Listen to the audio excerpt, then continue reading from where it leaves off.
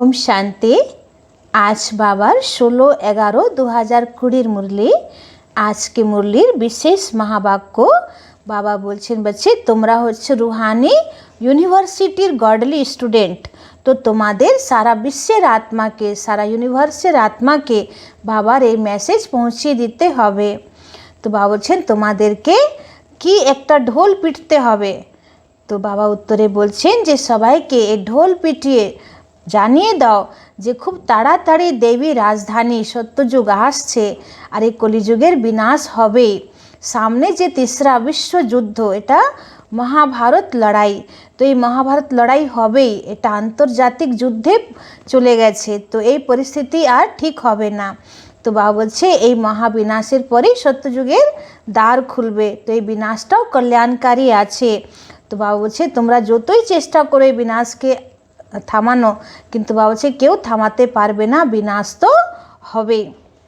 তারপরে আজকে বাবা বললেন যে তোমরা যখন সত্যযুগ ত্রেতা যুগে থাকো তখন আমি 2500 বছর পুরো বিশ্রাম অবস্থায় থাকি, আমি বানপ্রস্থে থাকি। তারপরে যখন তোমরা দাপর যুগে ভক্তি আরম্ভ করছো তখনও এটা না যে তোমাদের ডাক আমার কানে আসছে বা আমি শুনতে পারছি যে তোমরা কিভাবে আমাকে ডাকছো, আমাকে পুজো করছো।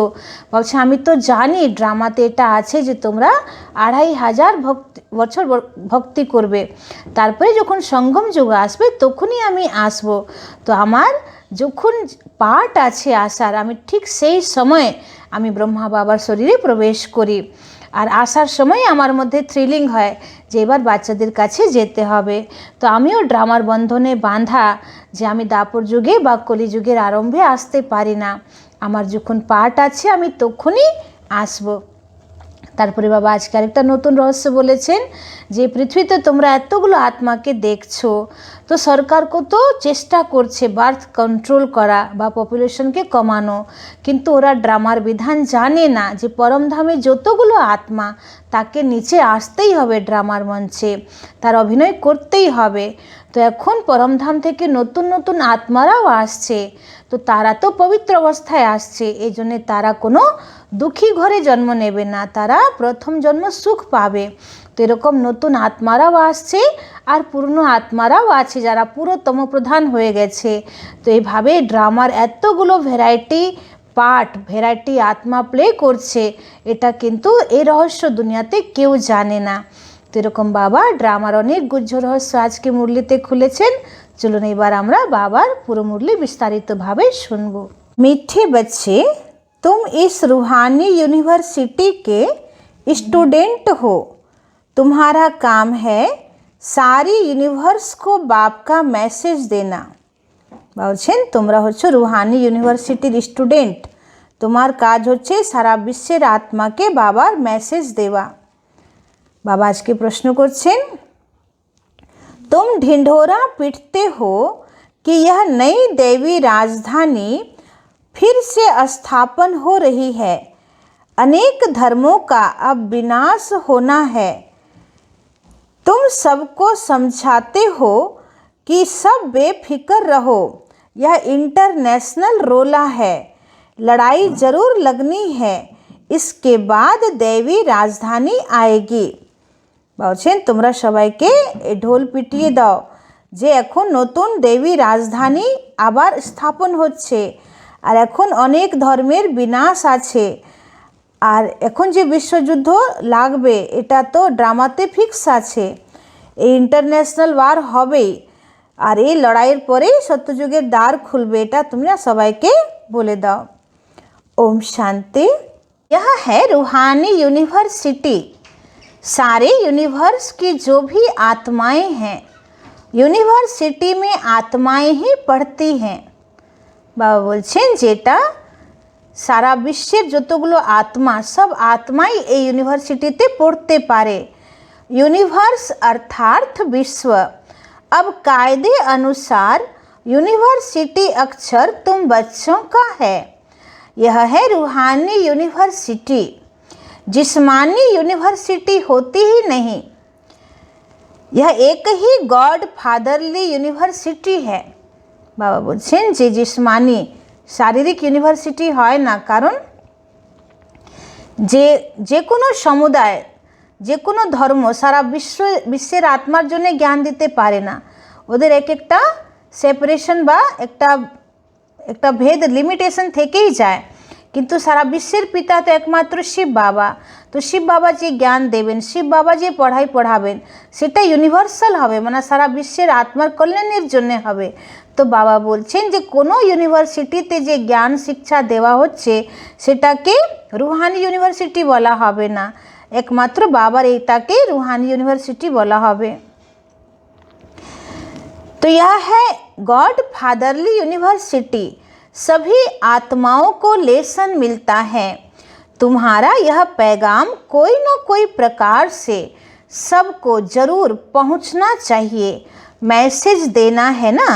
और यह मैसेज बिल्कुल सिंपल है। बच्चे जानते हैं वह हमारा बेहद का बाप है जिसको सब याद करते हैं। ऐसे भी कहें वह हमारा बेहद का मासुक है।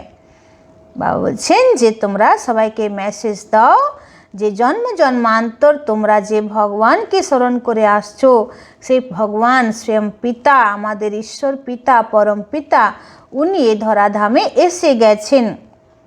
তো যাকে বহু জন্ম থেকে স্মরণ করা হচ্ছে, তার মানে তিনি হচ্ছেন আমাদের আত্মার আসল প্রেমিক। তো সেই মাসুক এসে গেছে, বেহদের প্রেমী এসে গেছে। तो जो भी विश्व में जीव आत्माएं हैं वह उस मासुक को जरूर याद करती है। बाबा विश्वेर कोनो आत्मा एमन नेই যে দুঃখের সময় ভগবানকে স্মরণ করে না। যে কোনো নামে, যে কোনো রূপে তাকে ভগবানকে সবাই স্মরণ করে। तो यह पॉइंट्स अच्छी रीति धारण करनी है। जो फ्रेश बुद्धि होंगे वह अच्छी रीति धारण कर सकेंगे। यूनिवर्स में जो भी आत्माएं हैं उन सब का बाप एक ही है। यूनिवर्सिटी में तो मनुष्य ही पढ़ेंगे ना। अभी तुम बच्चे यह भी जानते हो हम ही 84 जन्म लेते हैं। 84 लाख की तो बात ही नहीं। यूनिवर्स में जो भी आत्माएं हैं इस समय सब पतित हैं। আচ্ছা বিশ্বে যতগুলো আত্মা আছে কেউ এখন পবিত্র নয়, সবাই তমো প্রধান হয়ে গেছে। আর বাবা বলছে যে কারোই 84 লক্ষ জন্ম হয় না, মাত্র 84 বার আমরা এই পৃথিবীতে জন্ম নিয়েছি। সেটা আবার সবারই না, যারা সত্যযুগে প্রথমে আসে তাদেরই 84 জন্ম হয়। तो यह है ही छी छी दुनिया दुख धाम, उसे सुख धाम में ले जाने वाला एक ही बाप है। उनको लिबरेटर भी कहते हैं। तुम सारे यूनिवर्स व विश्व के मालिक बनते हो ना।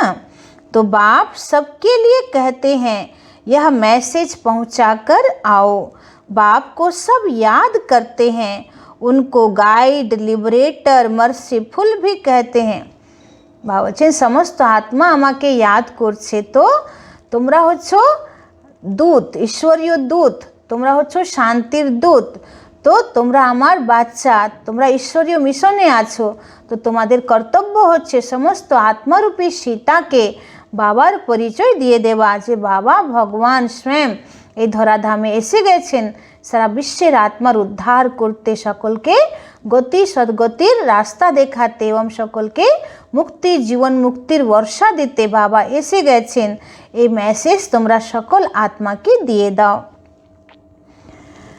अनेक भाषाएं हैं ना, सभी आत्माएं एक को पुकारती हैं। तो वह एक ही सारी यूनिवर्स का टीचर भी हुआ ना। बाप तो है ही, परंतु यह किसी को पता नहीं कि वह हम सब आत्माओं का टीचर भी है, गुरु भी है, सबको गाइड भी करते हैं। इस बेहद के गाइड को सिर्फ तुम बच्चे ही जानते हो।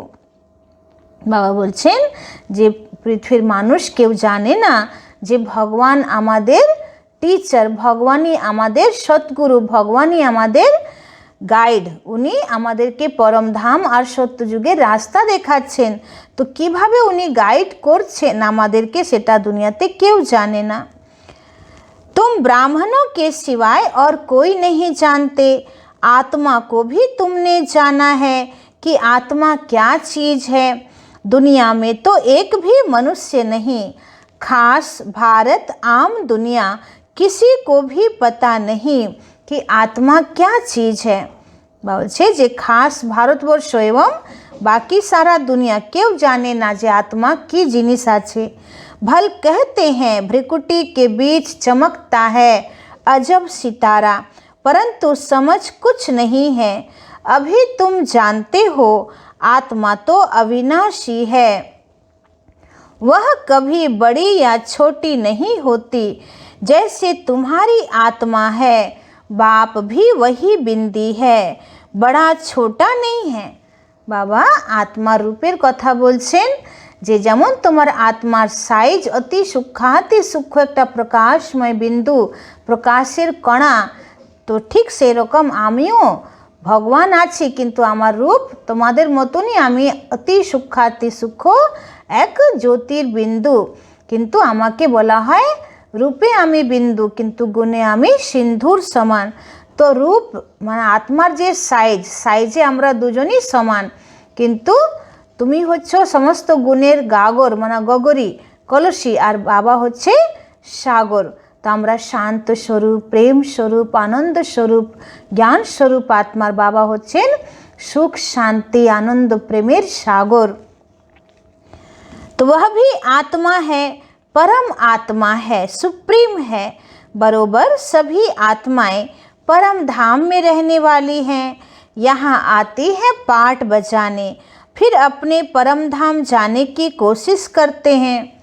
बाबा बोलছেন যে সমস্ত আত্মা পরম ধাম থেকে এর নিচে ধরাধামে সৃষ্টি নাট্য মঞ্চে এসেছে, আর যখন চরম দুঃখী হয়ে যায় তখন আবার ভগবানকে কি বলে, হে ভগবান তুমি আমাকে এমন জায়গা নিয়ে যাও যেখান থেকে আর এই সংসারে না আসতে হয়, মানে সবাই মুক্তি চায়, শান্তি চায়। तो परम पिता परमात्मा को सब याद करते हैं, क्योंकि आत्माओं को परम पिता ने ही मुक्ति में भेजा था, तो उनको ही याद करते हैं।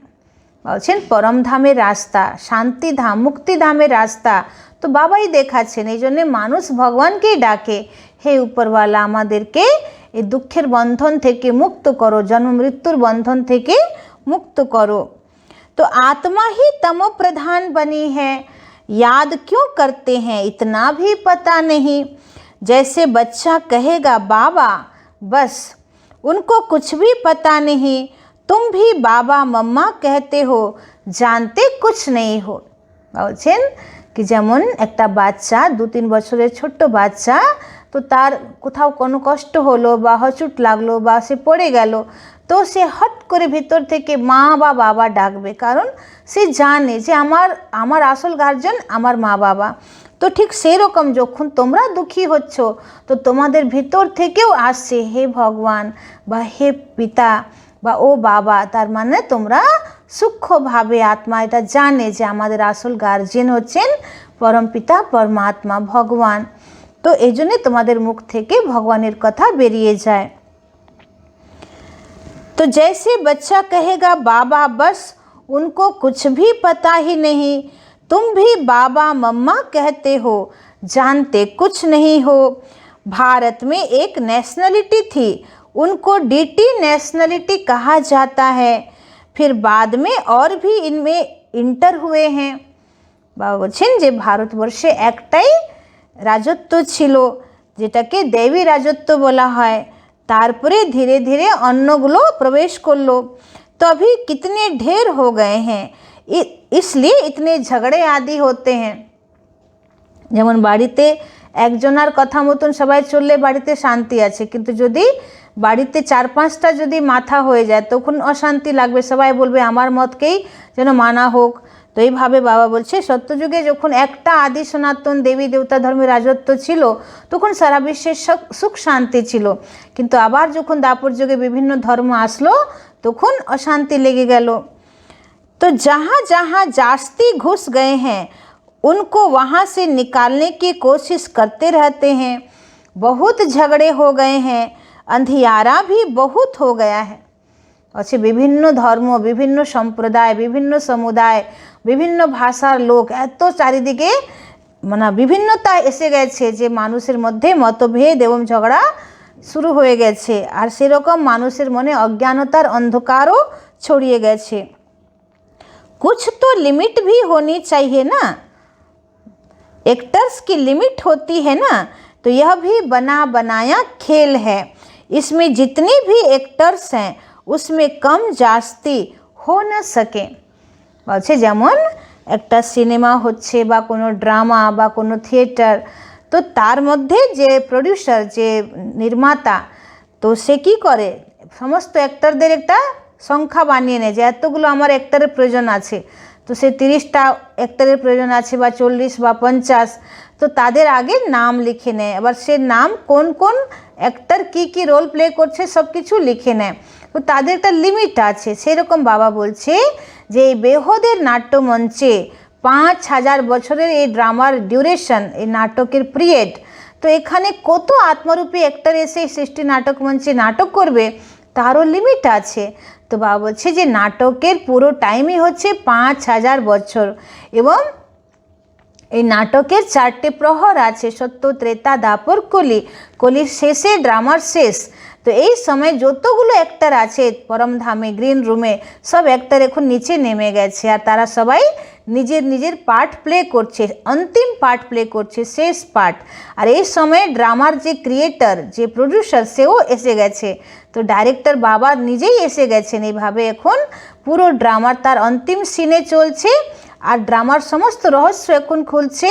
এবং যেমন ড্রামার শেষে সত্যের জয় আর অসত্যের হার হয়, ঠিক সেরকম এখন পাপ, অধর্ম, অনাচার, দুরাচারের শেষ আর সত্যের জয় হবে। তাই বলা হয় সত্যমেও জয়তে।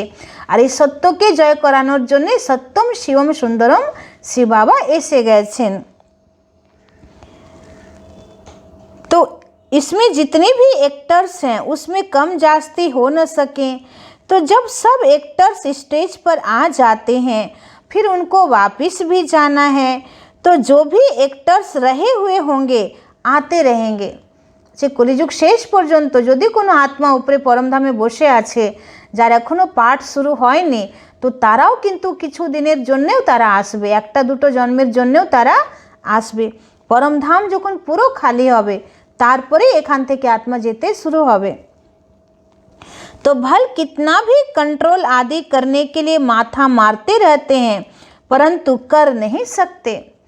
বলছে যতই পপুলেশন কন্ট্রোল করার জন্য সরকার নানান বিধি বিধান বানাচ্ছে, কিন্তু বাবা বলছে কন্ট্রোল করতে পারবে না, কারণ এটা ঈশ্বরীয় বিধান, এটা ড্রামার বিধান কি পরমধামে যত আত্মা আছে তাকে নিচে আসতেই হবে। तो बोलो हम भी कि ऐसा बर्थ कंट्रोल कर देते हैं जो बाकी 9 लाख जाकर रहेंगे। বলছে যে তোমরা সবাইকে বলো যে এখন এত পপুলেশন, যে সরকার, এক একটা দেশের সরকার পপুলেশন কন্ট্রোল করতে পারছে না, এত নিয়ম বিধান বানানোর পরেও জনসংখ্যা বেড়েই যাচ্ছে, তারপরে শিব বাবা এসে এমন ঈশ্বরীয় কর্তব্য করাচ্ছেন, এমন ঈশ্বরীয় লীলা চালু হচ্ছে যে সত্যযুগে একমাত্র 9 লক্ষ দেব আত্মা দ্বারা নতুন সৃষ্টি আরম্ভ হবে। আর এতগুলো সব আত্মা তারা মুক্তি পেয়ে পরমধাম চলে যাবে। फिर सारी आदमशुमारी ही कम हो जाएगी। हम सबको सत्य बताते हैं, अब स्थापना कर रहे हैं नई दुनिया, नया झाड़ जरूर छोटा ही होगा। यहाँ तो यह कंट्रोल कर न सकेंगे क्योंकि तमो प्रधान और होता जाता है, वृद्धि होती जाती है। বলছে যে যতই নিয়ম বানাক, সে যে যতই চেষ্টা করুক, কিন্তু সৃষ্টির সমস্ত সিস্টেমকে তমপ্রধান অবস্থায় আসতেই হবে, তবেই এই সৃষ্টির বিনাশ হবে আর নতুন করে শতপ্রধানতা আরম্ভ হবে। তো বাবা বলছেন যে সব কিছু তার শেষ পর্যায়ে চলে যাচ্ছে। एक्टर्स जो भी आने वाले हैं यहाँ ही आकर शरीर धारण करेंगे। সে নতুন নতুন আত্মা যে পরমধাম থেকে আসবে তারা তো উপর থেকে কোনো শরীর নিয়ে আসবে না, তারা এখানেই এসে মাতা গর্ভে দেহ ধারণ করবে। তো इन बातों को कोई समझते नहीं। তো যে কীভাবে নতুন নতুন আত্মা পরমধাম থেকে আসছে, তারা কোন কোন বাড়িতে জন্ম নেবে, তারা এখন যারা আসছে তারা তো শতগুণী আত্মা, পরমধাম থেকে পিওর আত্মা, তো নিশ্চয়ই তারা এসে এসে দুঃখ পাবে না, তো তারা ভালো ভালো বাড়িতে গিয়ে জন্ম নেবে। বাকি যারা অনেক দিন থেকে এখানে বহু জন্ম নিয়ে নিয়েছে তারা এখন একদম তমপ্রধান অবস্থায় আছে, তো তাদের জীবনে দরিদ্রতা, অভাব, কষ্ট এসব দেখা যাবে। তো এরকম কত ধরনের আত্মার কত ভ্যারাইটি পার্ট চলছে। তো বাবা বলছে এসব বেহদের দৃষ্টি না রাখলে কেউ বুঝতে পারবে না। তো বেহদের বিশাল বুদ্ধি চাই এগুলোকে বোঝার জন্যে। तो सुरूढ़ बुद्धि समझते हैं राजधानी में तो हर प्रकार के पाठधारी होते हैं। বলছে যারা বিশাল বুদ্ধি, যারা তীক্ষ্ণ বুদ্ধি তারাই বুঝতে পারবে যে একটা রাজধানীতে সব রকম মানুষ চাই। তো এইভাবেই আমাদেরও সত্যযুগে রাজধানী স্থাপন হচ্ছে। তো সেখানে অনেক রকম আত্মা পাঠধারী হবে। তো তারা এখন যেমন যেমন পুরুষার্থ করছে তারা সেরকম সেরকম সত্যযুগে পদ পাবে বা সত্যযুগে ट्रांसफ़र हो जावे। सतयुग में जो राजधानी थी वह फिर से स्थापन हो रही है, ट्रांसफ़र हो जाएंगे। तुम अभी तमो प्रधान से सतो प्रधान क्लास में ट्रांसफ़र होते हो। पुरानी दुनिया से नई दुनिया में जाते हो। বলছে তোমরা এখন একদম পূর্ণ দুনিয়া থেকে নতুন দুনিয়ায় যাচ্ছ। तुम्हारी पढ़ाई इस दुनिया के लिए नहीं है, ऐसी यूनिवर्सिटी और कोई हो न सके। বলছে তোমাদের যে পড়া এটা এই দুনিয়ার জন্যে না, এটা সত্যযুগের জন্যে। तो गॉड फादर ही कहते हैं हम तुमको अमर लोक के लिए पढ़ाते हैं, यह मृत्यु लोक खलास होना है। सतयुग में इन लक्ष्मी नारायण की राजधानी थी, यह स्थापन कैसे हुई यह किसी को पता नहीं। বলছে সত্যযুগে লক্ষ্মী নারায়ণের রাজধানী কিভাবে স্থাপন হয়েছে এটা এই পৃথিবীতে কোনো ধর্মের মানুষই জানে না। तो बाबा हमेशा कहते हैं जहाँ तुम भाषण करते हो तो यह लक्ष्मी नारायण का चित्र जरूर रखो। বলছেন যেখানে তুমি ভাষণ করছো তো সেখানে পাশে লক্ষ্মী নারায়ণের চিত্র অবশ্যই রাখো।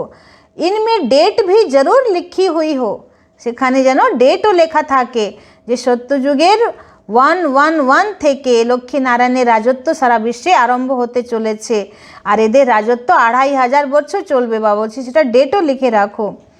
तुम समझा सकते हो कि नए विश्व की शुरुआत से 1250 वर्ष तक इस डिनाइस्टी का राज्य था।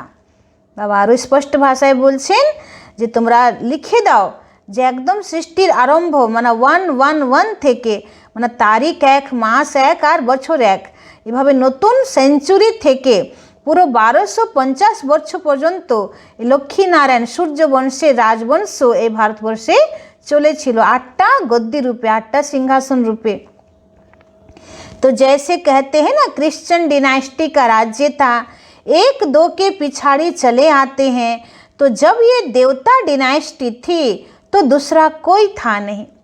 যেমন খ্রিস্টানরা তারা রাজত্ব করলো, তো Edward the first, Edward the second এরকম তাদের রাজবংশের গুনতি আছে তাদের রাজবংশের যে নম্বরটা সেটা দেখানো যায়। তো সেরকম বাবা বলছেন যে তোমরাও দেখাও যে সত্যযুগে প্রথম লক্ষ্মীনারায়ণ, তারপরে দ্বিতীয় লক্ষ্মীনারায়ণ, তারপরে তৃতীয় লক্ষ্মীনারায়ণ, এরকম 8 বার লক্ষ্মীনারায়ণের নামে সে রাজ সিংহাসন চলেছে, রাজগদ্দি চলেছে, রাজবংশ চলেছে। तो अब फिर यह डिनाइस्टी स्थापन हो रही है, बाकी सबका विनाश होना है, लड़ाई भी सामने खड़ी है। भागवत आदि में इस पर भी कहानी लिख दी है। छोटेपन में यह कहानियाँ आदि सुनते रहते थे। अभी तुम जानते हो यह राजाई कैसे स्थापन होती है। तो বলছে এখন তোমরা জানো যে সত্যযুগে এত অটল অখণ্ড রাজত্ব কিভাবে স্থাপন হচ্ছে, একমাত্র বাবা দ্বারা প্রশিক্ষিত রাজযোগ দ্বারা। তো বাবা যে রাজযোগ আমাদের শেখাচ্ছেন এই রাজযোগ দ্বারাই রাজতন্ত্র স্থাপন হচ্ছে, আমরা রাজারও রাজা মহারাজা তৈরি হচ্ছি। तो जो पास होते हैं वह विजय माला का दाना बनते हैं और कोई इस माला को जानते नहीं। तुम ही जानते हो, तुम्हारा प्रवृत्ति मार्ग है, ऊपर में बाबा खड़ा है, उनको अपना शरीर है नहीं। फिर ब्रह्मा सरस्वती सो लक्ष्मी नारायण। तो पहले चाहिए बाप फिर जोड़ा। रुद्राक्ष के दाने होते हैं ना, बाबा বলছেন রুদ্রমালাতে নিরাকার যে উপরে ফুল সেটা দেখানো হচ্ছে শিব বাবা, তারপরে যে মেরু দানা সে হচ্ছে जोड़ा ब्रह्मा बाबा, आदिदेव और आदि देवी सरस्वती। तो रुद्राक्ष के दाने होते हैं। नेपाल में एक वृक्ष है जहाँ से यह रुद्राक्ष के दाने आते हैं। बाबा एटाओ जानें जे नेपाले एक गाछ आछे जेखान थेके रुद्राक्षेर दाना आसे, उनमें सच्चे भी होते हैं। जितना छोटे उतना दाम बहुत। बाबा एटाओ बोलছেন যত ছোট रुद्राक्ष दाना होबे तार तत दाम बेशी होबे। तो अभी तुम अर्थ को समझ गए हो। तो এটা কেন যে রুদ্রাক্ষের দানা যত ছোট হবে তত তার দাম বেশি হবে, তার অর্থ হচ্ছে যে আত্মা যত সূক্ষ্ম তত শক্তিশালী।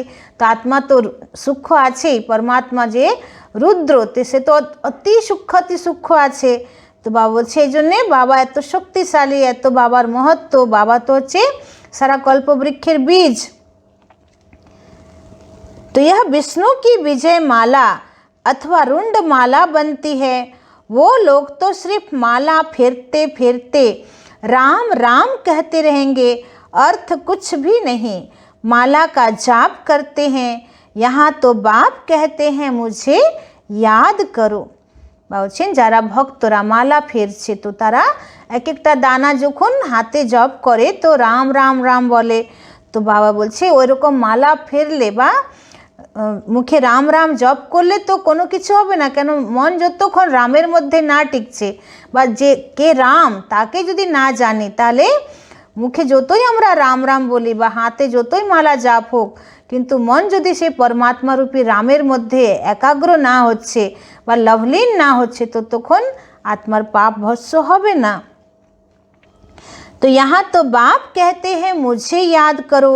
यह है अजपा जाप, मुख से कुछ बोलना नहीं है। बाबा আমাদের শিখিয়েছেন যে তোমরা মুখ থেকে শিব বাবা এটাও বলার দরকার নেই, হে রাম এটাও বলার দরকার নেই, হরে রাম হরে কৃষ্ণ এটাও বলার দরকার নেই, ওম নমঃ শিবায় এটাও বলার দরকার নেই। তো তোমাদের তো মুখে কোনো জপ নেই, তোমাদের তো ভিতরে ভিতরে এক একটা নিঃশ্বাসে আমাদের বাবাকে याद করতে হবে। এটাই হচ্ছে অজপা জাপ। तो मुख से कुछ बोलना नहीं है, गीत भी स्थूल हो जाता है। बच्चों को तो सिर्फ बाप को याद करना है, नहीं तो फिर गीत आदि याद आते रहेंगे। বাবা বলছে যে যদি বেশি তোমরা গান শুনে যদি যোগ লাগানোর অভ্যাস হয়ে যায় তাহলে তো ওই গানেরই শব্দগুলো তোমাদের কানে গুঞ্জিত হবে। এই জন্যে বাবা বলছে যে এমন অভ্যাস করো যে গান না বাজলেও আত্মা একদম অশরীরী অবস্থায় পরম ধামে গিয়ে যেন শিব বাবার প্রেমে লীন হয়ে যায় এবং অন্তর্চক্ষু দ্বারা আমরা শিব বাবার বিন্দু স্বরূপকে দেখতে পারি, বাবার লাইট মাইটকে আমরা অনুভব করতে পারি। এটা হচ্ছে অশরীরী নিরাকারী স্টেজ, বীজরূপ স্টেজ। বলছে এখানে কোনো গানের প্রয়োজন নেই। नहीं तो फिर गीत आदि याद आते रहेंगे। यहाँ मूल बात है याद की। तुमको आवाज़ से परे जाना है। बाप का डायरेक्शन है ही मन मना भव। बाप थोड़ी कहते गीत गाओ रड़िया मारो। বলছে আমি তো বলছি মনমনা ভব, তোমার একদম অন্তর মন দ্বারা তুমি আমাকে স্মরণ করো, আমার মনের সঙ্গে তোমার মনকে যুক্ত করো। বাকি জোরে জোরে ভজন করা, গান করা, কীর্তন করা বা শরীরকে কোনোভাবে নাচানো এটা বাবা বসে পছন্দ করে না। বাবা একদম ডিপ সাইলেন্সে অন্তর্মুখী হয়ে কচ্ছপের মতন বাবাকে স্মরণ করতে হবে। तो मनुष्य नहीं जानते, ऐसे ही नाम रख दिए हैं, तुम्हारे सिवाय और कोई भी नहीं जानते। तो बाप ही आकर अपना नाम रूप आदि बताते हैं, मैं कैसा हूँ, तुम आत्मा कैसी हो। বাবা বলছেন যে মানুষ নিজের অনুভবের অনুসারে ভগবানের এক একটা নাম এক একটা রূপ দিয়ে দিয়েছে, কিন্তু আমার আসল নাম রূপকে কেউ জানে না। আমার বাস্তবিক নাম কি, বাস্তবিক স্বরূপ কি, যেটা আমি নিজেই এসে যতক্ষণ না বলছি কেউ আমার সত্য স্বরূপকে চিনতে পারে না। তো আমি এসে বলছি যে আমি কোনো বড় আকারের নয়, আমি তো নিরাকার জ্যোতি স্বরূপ এক মহাবিন্দু। तुम आत्मा कैसी हो, तुम बहुत मेहनत करते हो पाठ बजाने, आधा कल्प भक्ति की है, मैं तो ऐसे पाठ में आता ही नहीं। বলছেন তোমরা 2500 বছর থেকে ভক্তি মার্গের কত কর্মকাণ্ড করেছো, কত ব্রত উপোস, পাহাড়ে ওঠা, কোথায় মানে বন জঙ্গলে যাওয়া। তো বাবা বলছে এই সমস্ত পার্ট তোমাদের মধ্যে ভরা আছে, আমি এরকম পার্ট প্লে করি না। मैं तो सुख दुख से न्यारा हूँ, বলছেন আমি তো সুখ দুঃখ থেকে আলাদা। तुम दुख भोगते हो फिर सुख भी तुम ही भोगते हो, তোমরাই দুঃখ ভোগ করো আবার তোমরাই 2500 বছর পুরো সুখ ভোগ করছো। सतयुग में तुम्हारा पाठ मेरे से भी ऊंच है, বলছে তোমাদের পাঠ আমার থেকেও উঁচু। मैं तो आधा कल्प वहाँ ही आराम से बैठा रहता हूँ वानप्रस्थ में। বাবা পুরো ভেদ খুলে দিচ্ছেন আজকে নিজের, যে আমি তো 2500 বছর পরমধামে থাকি। যখন তোমরা নিচে সত্যযুগে থাকো তখন আমি পুরো 2500 বছর পরমধামে চুপচাপ বসে থাকি, একদম বানপ্রস্থে, মানে ডিপ সাইলেন্সে। আমার ভিতরে কোনো তখন হলচলও না, কোনো সংকল্প বিকল্প না, আমি একদম চুপচাপ डेड साइलेंसे বসে থাকি। तुम मुझे पुकारते आते हो, ऐसे नहीं कि मैं वहाँ बैठ तुम्हारी पुकार सुनता हूँ। বাবা বলছেন যে তোমরা 2500 বছর থেকে আমাকে ডাকো, অনেক রকম ভক্তি করো আমার জন্য, অনেক কান্নাকাটি করো, কিন্তু তার মানে এটা না যে আমি তোমাদের ওই ডাকটাকে শুনছি দাপর যুগ থেকে। কেন আমি শুনে তো আসতে পারবো না, তো আমার তো পার্টই হচ্ছে संगम जुगे। मेरा पार्ट ही इस समय का है, ड्रामा के पार्ट को मैं जानता हूँ। अब ड्रामा पूरा हुआ, मुझे जाकर पतितों को पावन बनाने का पार्ट बजाना है, और कोई बात है नहीं। বলছে যখন আমাকে নিচে আসতে হয় সেই সময় আমার মধ্যে ন্যাচুরাল থ্রিলিং হয় যে এবার বাচ্চারা ডাকছে আমাকে যেতে হবে, আর তখন আমি নিজেই চলে আসি। तो मनुष्य समझते हैं परमात्मा सर्वशक्तिमान है, अंतर्यामी है, सबके अंदर क्या क्या चलता है। মানুষ ভাবে যে ভগবান তো সর্বশক্তিমান, ভগবান অন্তর্যামী, সবার ভিতরের কথা জানেন। তো মানুষ নিজের মতন নিজে ঈশ্বরকে নানান রকম ব্যাখ্যা দিয়ে দিয়েছে, কিন্তু আমি জানি যে আমি কি আছি আর আমার পার্ট কি আছে, আমি কখন এই সৃষ্টিমঞ্চে আসি, আমি বাকি টাইম পরমধামে কি করি, এগুলো আমি জানি। আর মানুষ নিজের মতো নিজেই বলেই যায়। तो तुम सब जब बिल्कुल तमो प्रधान बन जाते हो तब एक्यूरेट टाइम पर मुझे आना पड़ता है। যে তোমরা যখন একদম তমোপ্রধান হয়ে যাচ্ছ তখন অ্যাকুরেট টাইমে 5000 বছর আগে আমি যে টাইমে এসেছিলাম আমি সেই টাইমে ঠিক চলে আসি ব্রহ্মা বাবার শরীরে। साधारण तन में ही आता हूँ, तुम बच्चों को आकर दुख से छुड़ाता हूँ। एक धर्म की स्थापना ब्रह्मा द्वारा, अनेक धर्मों का विनाश शंकर द्वारा, हाहाकार के बाद जय जयकार हो जाएगी।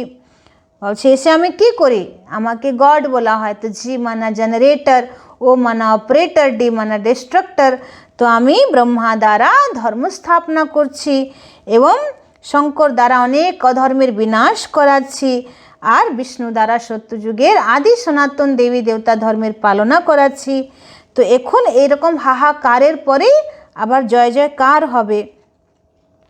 कितना हाहाकार होना है, आफतों में मरते रहेंगे, नेचुरल कैलेमिटीज की भी बहुत मदद रहती है। বলছে প্রাকৃতিক দুর্যোগ যে বিভৎসভাবে আসবে, তো বাবা বলছে এটাও তোমাদের সহযোগী। কেন এত মানুষ এখানে মরে পড়ে থাকবে, তো সেই নোংরাকে পরিষ্কার কে করবে? তো এই যে ন্যাচুরালভাবে যে প্রাকৃতিক দুর্যোগ হবে, তো এগুলোই পরিষ্কার করে দেবে আবার মাটিকে। तो बाप कहते हैं बच्चे दुखी न पड़े रहें, इसलिए नेचुरल कैलेमिटीज भी ऐसी जोर से आती है जो सबको ख़त्म कर देती है। বাবা বলছেন যদি প্রাকৃতিক দুর্যোগ না আসে তাহলে মানুষ তো যারা মানে মরে পড়ে আছে আরও চারিদিকে দুর্গন্ধ ছড়িয়ে যাবে। এই জন্যে এত জোরে ন্যাচুরাল প্রাকৃতিক দুর্যোগ আসবে যে সব কিছু উপরের পরিষ্কার করে দেবে। তো এগুলো পরিষ্কার করার কাজ করবে প্রাকৃতিক দুর্যোগ। बॉम्ब्स तो कुछ नहीं है, नेचुरल कैलेमिटीज बहुत मदद करती है। বলছে বম তো মানুষগুলোকে মারবে, বোমা দ্বারা তো মানুষগুলো মরে পড়ে থাকবে, কিন্তু প্রাকৃতিক দুর্যোগ এটা পৃথিবীকে পরিষ্কার করতে खूब काजे लागबे। अर्थक्वेक में ढेर खत्म हो जाते हैं, पानी का 1-2 घुटका आया यह खत्म। বলছে জল একটু 60 ফুট 70 ফুট উপরে উঠলেই সমুদ্রে যদি একটু ঝড় সুনামি চলে আসে তাহলে बस सब शेष। तो समुद्र भी जरूर उछल खाएगा, धरती को हप करेगा। 100 फुट पानी उछल जाए तो क्या कर देगा। বলছে 100 ফিট পর্যন্ত জল কি হবে, উচ্ছল খাবে, উচ্ছ্বাস হবে, আর জল উচ্ছ্বাস হবে। আর তখন আর আশেপাশে যারা সমুদ্রের ধারে যে বড় বড় টাউন আছে কিছুই থাকবে না। তো ওই বম্বে থাকবে না, মানে যতগুলো সমুদ্রের ধারে যেগুলো যা কিছু আছে সব শহরগুলো চলে যাবে। তো ইহ হ্যায় অন্তিম হাহাকার কে সিন। और সেটাই হচ্ছে অন্তিম হাহাকারের সিন। ऐसी सीन देखने के लिए हिम्मत चाहिए। বলছে এরকম দৃশ্য দেখার জন্যও কি চাই, সাহস চাই। मेहनत भी करना है, निर्भय भी बनना है। বলছে পুরুষার্থের খুব মেহনতও করতে হবে, আবার তোমাকে নির্ভয়ও হতে হবে। तुम बच्चों में अहंकार बिल्कुल नहीं होना चाहिए, देही अभिमानी बनो। देही अभिमानी रहने वाले बड़े मीठे होते हैं। বা বলছে যারা আত্ম অভিমানী হয় তাদের কথাবার্তা বল ব্যবহার সব কিছু খুব মিষ্টি হয়ে যায়, নরম হয়ে যায়, তারা আত্মা একদম শীতল ঠান্ডা হয়ে যায়, সুখদায়ী হয়ে যায়। এই জন্যে তোমরা বারবার নিজেকে আত্মা ভাবার অভ্যাস করো। बाप कहते हैं मैं तो हूँ निराकार और विचित्र, यहाँ आता हूँ सर्विस करने के लिए। हमारी बड़ाई देखो कितनी करते हैं, ज्ञान का सागर, प्यार का सागर, हे बाबा। फिर कहते हैं पतित दुनिया में आओ, तुम निमंत्रण तो बड़ा अच्छा देते हो। বলছে আমাকে সত্যযুগে কেউ ডাকে না, আমাকে পতিত দুনিয়া, একদম তম প্রধান দুনিয়া, এই অধম দুনিয়াতেই আমাকে সবাই ডাকে। তো যেমন একটা পেশেন্ট তার যখন চরম রোগ জ্বালা যন্ত্রণা হয় তখন তো সে ডক্টরের কাছে যায়, তো সেরকম আমরা যখন একদম দুঃখী তমপ্রধান বিকারী হয়ে যাচ্ছি তখন বাবাকে ডাকছি। तो ऐसा भी नहीं कहते कि स्वर्ग में आकर सुख तो देखो। বলছে তোমরা তো সত্যযুগে আসার নিমন্ত্রণও দাও না আমাকে। कहते हैं हे पतित पावन, हम पतित हैं, हमको पावन बनाने आओ। निमंत्रण देखो कैसा है, एकदम तमो प्रधान पतित दुनिया और पतित शरीर में बुलाते हैं। বলছে একদম पतित तमो प्रधान दुनियाते पतित शरीरे আমাকে ডাকছে, बड़ा अच्छा निमंत्रण देते हैं। भारतवासी ड्रामा में राज ही ऐसा है, इनको भी थोड़े ही पता था कि मेरा बहुत जन्मों के अंत का जन्म है। বাবা বলছেন যে ব্রহ্মাও জানে না যেটা আমার একদম 84 জন্মের শেষ জন্মেরও শেষ টাইম। बाबा ने प्रवेश किया है तब बताते हैं, बाबा ने हर एक बात का राज समझाया है। ब्रह्मा को ही बनना है। বলছে ব্রহ্মাই হচ্ছে আমার স্ত্রী, আমি তার স্বামী, এবং তোমরা আমাদেরকেই মাতা পিতা বলো, আর তোমরা আমাদের মুখবংশাবলী সন্তান। তো বাবা খুদ कहते हैं मेरी यह बननी है। বাবা কখনো বলেন যে আমার একটাই সুপুত্র ব্রহ্মা বাবা, কখনো বাবা বলেন আমার একটাই স্ত্রী, সে হচ্ছে ব্রহ্মা, যার দ্বারা আমি তোমাদেরকে অ্যাডাপ্ট করি। तो मैं इनमें प्रवेश कर इन द्वारा तुमको अपना बनाता हूँ। यह सच्ची सच्ची बड़ी माँ हो गई और वह एडाप्टेड माँ ठहरी। বলছে আসল মা তোমাদের ব্রহ্মা, কিন্তু মাতাদেরকে সামলানোর জন্য হচ্ছে এডাপ্টেড মাতা, সে হচ্ছে सरस्वती माँ। तो माँ बाप तुम इनको कह सकते हो, शिव बाबा को सिर्फ फादर ही कहेंगे। আবার এই ক্ষেত্রে আমাদের জগদম্বা মা মা হয়ে গেল, ব্রহ্মা বাবা পিতা হয়ে গেল, তাহলে শিব বাবা শুধু আমাদের পিতা। यह है ब्रह्मा बाबा, मम्मा गुप्त है, ब्रह्मा है माँ परंतु तन पुरुष का है, यह तो संभाल नहीं सकेंगे, इसलिए एडाप्ट किया है बच्ची को, नाम रख दिया है मातेश्वरी। हेड हो गई ना, तो ड्रामा अनुसार है ही एक सरस्वती। বলছেন ড্রামা অনুসার একই মানে সরস্বতী মাতা আমাদের আদি মাতা। তো যিনি ব্রহ্মা বাবার অ্যাডাপ্টেড কন্যা, তো ব্রহ্মার পুত্রী, তো উনি আমাদের মাতা। তারপরে আসল মাতা হচ্ছেন ব্রহ্মা, কিন্তু ওনার শরীর হচ্ছে পুরুষের, এই জন্যে বাবা এনাকে সরস্বতীকে নিমিত্ত বানিয়েছেন। তো ब्रह्मा माँ गुप्त माँ हो गए। बाकी दुर्गा काली आदि सब अनेक नाम हैं। माँ बाप तो एक ही होते हैं ना। तुम सब हो बच्चे। गायन भी है ब्रह्मा की बेटी सरस्वती। तुम ब्रह्मा कुमार कुमारियाँ हो ना।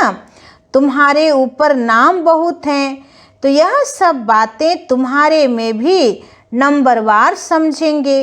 पढ़ाई में भी नंबरवार तो होते हैं ना, एक न मिले दूसरे से। यह राजधानी स्थापन हो रही है, यह बना बनाया ड्रामा है, इनको विस्तार से समझना है। বলছে এটা রাজধানী স্থাপন হচ্ছে আর এটা একদম তৈরি ড্রামা, এখানে কোনো চেঞ্জ হবে না, এটাকেও তোমাদেরকে ভালো করে বুঝে নিতে হবে। बहुत ढेर पॉइंट्स हैं। बैरिस्ट्री पढ़ते हैं, फिर उनमें भी नंबरवार होते हैं। कोई बैरिस्टर तो 2-3 लाख कमाते हैं, कोई देखो कपड़े भी फटे हुए पहनेंगे, इनमें भी ऐसे हैं। तो बच्चों को समझाया गया है कि यह इंटरनेशनल रोला है। বলছে এখন যে চারিদিকে বিশ্বযুদ্ধের যে পরিস্থিতি তৈরি হয়েছে, তো বলছে এটাকে কেউ থামাতে পারবে না, এটা इंटरनेशनल झमेला, এটা হবেই। तो अभी तुम समझाते हो कि सब बेफिक्र रहो, लड़ाई तो ज़रूर लगनी है। तुम ढिंढोरा पीटते हो कि नई दैवी राजधानी फिर से स्थापन हो रही है, अनेक धर्मों का विनाश होगा। कितना क्लियर है, प्रजापिता ब्रह्मा से यह प्रजा रची जाती है। कहते हैं यह है मेरी मुख वंशावली। तुम मुख वंशावली ब्राह्मण हो, वह कुख वंशावली ब्राह्मण है। वह है पुजारी, तुम अभी पूज्य बन रहे हो। बाबा बोलছেন তোমরা হচ্ছো মুখ বংশাবলী ব্রাহ্মণ, আর বাকি দুনিয়াতে যারা ব্রাহ্মণ তারা কুখ বংশাবলী। तो वह है पुजारी, तुम अभी पूज्य बन रहे हो। तुम जानते हो हम सो देवता पूज्य बन रहे हैं। तुम्हारे ऊपर अभी लाइट का ताज नहीं है। तुम्हारी आत्मा जब पवित्र बनेगी तब यह शरीर छोड़ देगी। अच्छा, तुम्हारा आत्मा যখন पवित्र হবে তখন এই দেহ ছেড়ে দেবে। इस शरीर पर तुमको लाइट का ताज नहीं दे सकेंगे, शोभेगा ही नहीं। বলছে এই পতিত শরীরে তোমার উপরে লাইটের তাজ দেওয়া যাবে না, শোভাই দেবে না। इस समय तुम हो गायन लायक, तुम पूजन लायक नहीं बनते। अच्छा, এখন আমাদের মহিমা হতে পারে কিন্তু আমরা पूजनीय होते पारबो ना, कारण हमारे देह तो विकारी तत्व द्वारा तैरी। तो इस समय कोई की भी आत्मा पवित्र नहीं है, इसलिए किसी के ऊपर भी इस समय लाइट नहीं होनी चाहिए। বলছে যে কারো আত্মাই এখন পবিত্র নেই, এই জন্য কোনো সাধু সন্ন্যাসী মহারাজদের যে আভা চক্র খুব ঝলমল দেখানো হয়, খুব লাইটের মাঝখানে তাদেরকে দেখানো হয় যে তাদের আভা মণ্ডলে একদম প্রকাশ ভরা আছে। তো বলছে এসব লাইটের তাজ দেওয়া, লাইটের ক্রাউন দেওয়া এটা উচিত নয়, কেন কোনো আত্মাই এখন কলিযুগে পিওর নয়। सत्युग में लाइट होती है, বলছে পুরো পবিত্র আত্মা তো সত্যযুগে হয়। 2 कला कम वाले को भी यह लाइट नहीं देनी चाहिए। বলছে যাদের 2টো কলা কমে যাচ্ছে তাদেরকেও লাইট দেওয়া উচিত না। মানে সত্যযুগে ত্রেতা যুগে চন্দ্রবংশী রাম রাজাদেরকেও বাবা বলছে এটা লাইট দেওয়া উচিত নয়। अच्छा, मीठे मीठे सीखी लदे बच्चों प्रति मात पिता बाप दादा का याद प्यार और गुड मॉर्निंग। रूहानी बाप की रूहानी बच्चों को नमस्ते। हम रूहानी बच्चों की रूहानी बाप दादा को पदम गुना नमस्ते नमस्ते नमस्ते। सदा रहेंगे हंसते, बनेंगे फरिश्ते, चलेंगे परम धाम के सीधे रास्ते। এবার ধারণার জন্য মুখ্য সার। 1 নম্বর পয়েন্ট হচ্ছে अपनी स्थिति ऐसी अचल और निर्भय बनानी है जो अंतिम विनाश की सीन को देख सको। বলছেন নিজের স্থিতি এত অচল অডল এবং নির্ভয় বানাও যে অন্তিম বিনাশের সিন যাতে দেখতে পারো। মেহনত করনি হ্যাঁ দেহি অভিমানী बनने की, বলছে পরিশ্রম করো আত্মাভিমানী হওয়ার। 2 নম্বর পয়েंट, नई राजधानी में ऊंच पद पाने के लिए पढ़ाई पर पूरा पूरा ध्यान देना है। সত্যযুগে উঁচু পদ পাওয়ার জন্য পড়াতে খুব অ্যাটেনশন দিতে হবে। पास होकर विजय माला का दाना बनना है, বলছে পাস হয়ে বিজয় মালার দানা হতে হবে। আজকের বরদান, निर्बल दिल शिकस्त असमर्थ आत्मा को एक्स्ट्रा बल देने वाले रूहानी रहमदिल भव। जो रूहानी रहमदिल बच्चे हैं वह महादानी बन बिल्कुल होपलेस केस में होप पैदा कर देते हैं। বলছেন যারা রুহানি রহমদিল বাচ্চা তারা মহাদানী হয়ে একদম হতাশ নিরাশ আত্মার মধ্যে খুশির বা উদ্দীপনা ভরে দিচ্ছেন। निर्बल को बलवान बना देते हैं, বলছে দুর্বল আত্মাকে বলবান বানিয়ে দিচ্ছে। तो दान सदा गरीब को बेसहारे को दिया जाता है। तो जो निर्बल दिल शिकस्त असमर्थ प्रजा क्वालिटी की आत्माएं हैं उनके प्रति रूहानी रहम दिल बन महादानी बनो। বলছে যারা একদম নির্বল হতাশ অসমর্থ প্রজা কোয়ালিটির আত্মা তাদের প্রতি रूहानी रहम दिल হয়ে महादानी হও। आपस में एक दूसरे के प्रति महादानी नहीं, वह तो सहयोगी साथी हो, भाई भाई हो, हम शरीक पुरुषार्थी हो, सहयोग दो दान नहीं। বলছে যারা তোমার সঙ্গে সাথী আছে তাদেরকে দান দেওয়া দরকার নেই, তারা তো সহযোগী আত্মা, কিন্তু যারা দুঃখী অশান্ত দুর্বল তাদেরকে তুমি মনসা শক্তি দ্বারা তাদের মধ্যে শক্তি সঞ্চার করো এবং তাদেরকে শক্তিশালী বানাও। আজকের স্লোগান, सदा एक बाप के श्रेष्ठ संग में रहो तो और किसी के संग का रंग प्रभाव नहीं डाल सकता। বলছে সদা এক বাবার শ্রেষ্ঠ সঙ্গে থাকো তাহলে অন্য কোনো মনুষ্য আত্মার রং তোমার উপরে লাগতে পারে না। ওম শান্তি। শুক্রিয়া বাবা, শুক্রিয়া। আজকে ভাইফোঁটা, তো আমরা সবাইকে ফোঁটা লাগাই, ভাইয়ের মাথায় ফোঁটা লাগাই। তো এই ফোঁটা লাগানোর অর্থটা কী?